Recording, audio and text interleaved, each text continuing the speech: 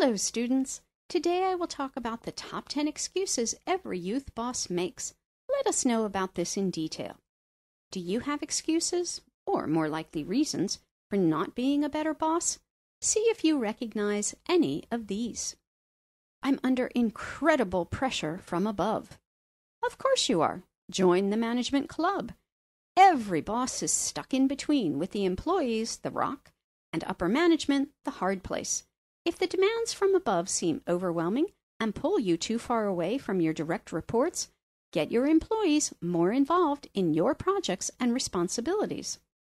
I don't get paid enough to deal with this stuff. You're right.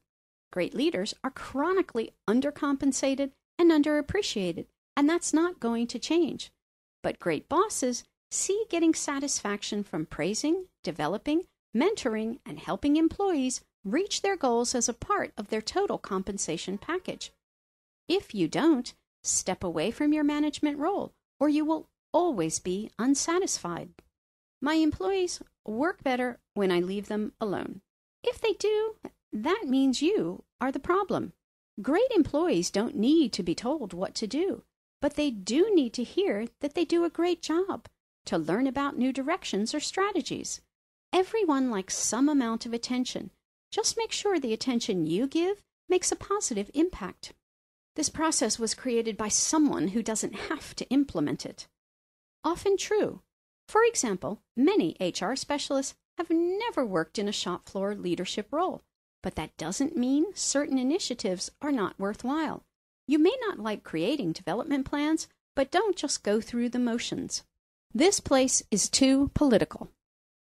Office politics are a factor, but people who complain the most about how company politics hold them back are often the people who take the least amount of responsibility for their own careers.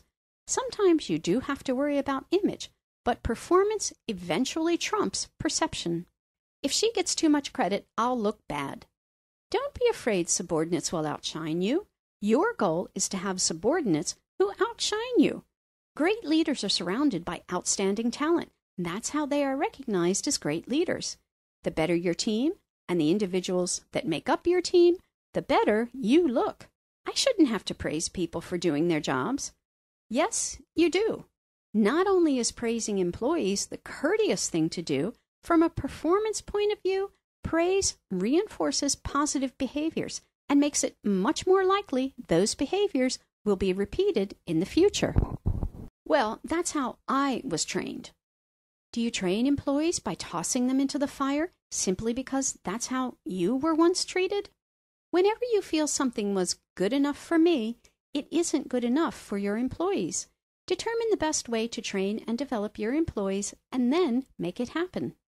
I need to spend some time with the troops, so hey, I'll go talk to Joe. You need to get to know employees on a personal level.